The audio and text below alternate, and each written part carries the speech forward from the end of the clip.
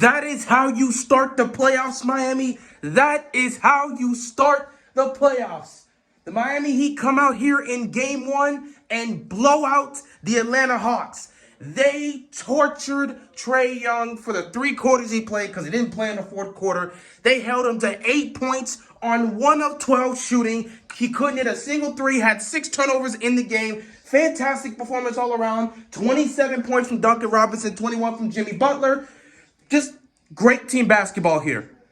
I said this coming into this game after the Hawks clinched. I said at most I see this being a 6-game series. But if Miami comes out swinging, if they come out hitting on all cylinders, if they play to their potential and they play to their talent, they should be able to get this done at most 5 games. They might be able to sweep it. If they're going to play like this for the next 3 games, Miami is sweeping Atlanta. And I love this. You know, usually for me in football, when it comes to blowouts, I'm not really a fan of that. I'm not really a fan of blowouts in football. I like when it's close. I want my team to win, obviously, and I want them to have the lead, but I'm not a fan of like 15, 20-point blowouts. And in basketball, when it comes to regular season, I'm not a fan of blowouts. However, when it comes to the playoffs, specifically the first round, when you're going up against a team that you're much better than, you need to blow them out. You have to go out there and set the tone. Miami had, a good week off because the play-in tournament happened last week. So they had to come out and set the tone.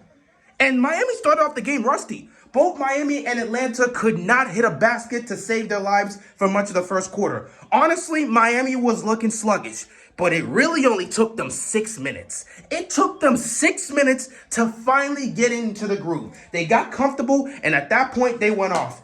You had PJ Tucker, who had 16 points today. He was balling out, hitting a couple corner threes. It was a good game all around. You didn't need much from Bam offensively, but you know what he was doing defensively. Tyler Hero didn't play a great game, so obviously we got to rev him up. But again, when you have freaking Duncan Robinson hitting 8 threes, what do you need? He was 8 of 9 from the three-point line and 9 of 10 from the field overall. When you got Duncan Robinson playing like that, that will be able to make up for a game where Tyler Hero isn't playing his best. Kyle Lowry also had a nice game as well. But overall, this was just great team basketball by the Miami Heat. The way they played offensively, the way they played defensively, the way they were able to move the ball, the way they were able to assist the ball, this is exactly what you need from the Heat. They came out here and set the tone right off the bat. Game 1, didn't play around. This is exactly what I wanted to see from Miami. You have to go out there and set the tone. Now, Atlanta, this was easily one of the worst offensive games they've had all season. This was easily the worst offensive game Trae Young has specifically had all season. Do I expect them to play like this moving forward? No. Because, again, when you look at it, they were shooting poorly. Now, Miami was shooting over 50% from both the field and the three, so they were doing their job. They were just hitting on all cylinders. Meanwhile, you're looking at the Hawks, and they were shooting just about, 36% from the field in total, and they couldn't hit a 3 to save their lives, at least for the most of the game. So, yeah, I expect the Hawks to be able to make some adjustments and come back stronger for game 2. But if Miami's playing like this, they don't have a chance. They don't have a chance.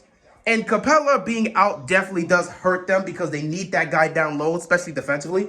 But for both defense and picking up rebounds, that's what he's done well for them. And there's a 10-point swing when he's on the court versus when he's not on the court for them this season. So he is definitely a big player for them on both sides of the court. So they definitely need him back. Don't know what his status is going to be moving forward. But yeah, Capella is not a difference. He's not a 30-point swing. He is not a 30-point swing. We know that's not the case. So even if they end up getting back Capella, it's not going to be that much of a difference if you don't have Trae Young show up, if you don't have guys like Bogdanovich hitting his shots. By the way, Gallinari played well today. Gallinari and Collins were doing their very best to try and help this team and keep this team around. But again, when you have Bogdanovich missing all his threes, or you have Trae Young missing all his threes, there's not much you can do there.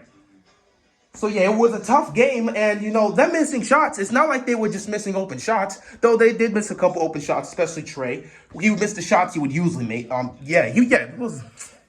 Well, I can't even say it was all. It was like 3 shots that he really missed that are shots that he usually takes. For the rest of them, it was just great defense. Miami was frustrating on defense all game. The only problem they had early on in the first half was they were fouling, and that was a problem. They were reaching too much kept picking up a couple fouls early on, putting them in the penalty. We didn't need that. They cleaned that up. But for the most part, they were just frustrating on defense. They were frustrating on defense all game, and it was just getting harder and harder for the Hawks to get any separation. It was getting harder and harder for them to get anything done. They kept turning the ball over. Miami was making a lot of great steals here. Just playing Miami basketball. You know, a lot of people don't really pay attention to what the Heat do, so they don't know how great this team is on both sides. Miami is the best three-point shooting team, and they rank 2 in three-point defense.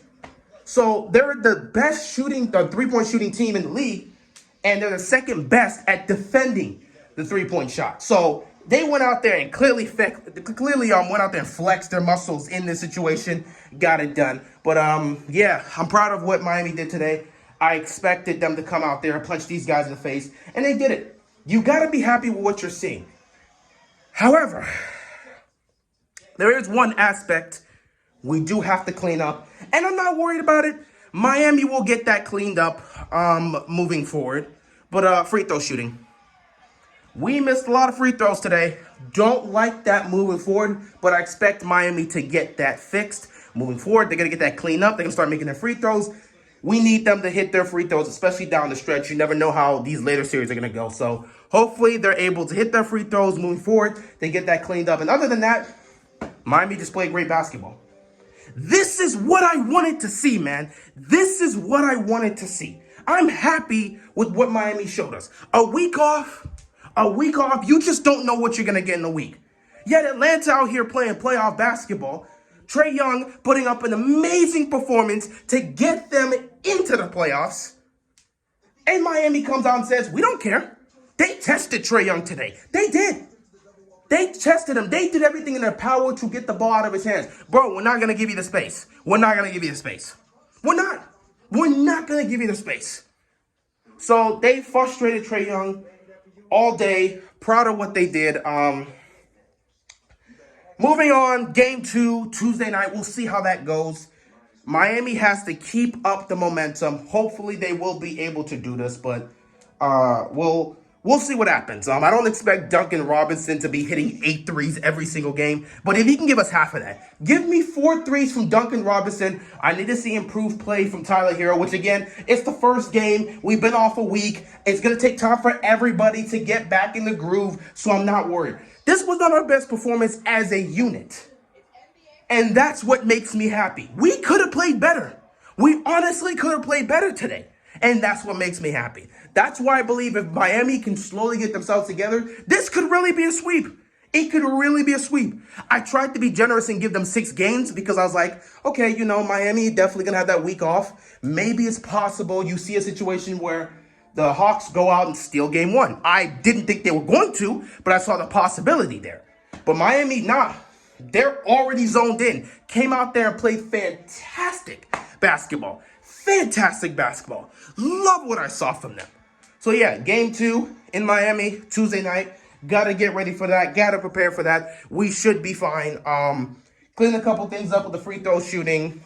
And otherwise, continue to get back in rhythm. We should be in a good position. Obviously, Atlanta's going to respond. They're going to fight back. They're going to be more improved in game 2. And we just got to come out there and do our job.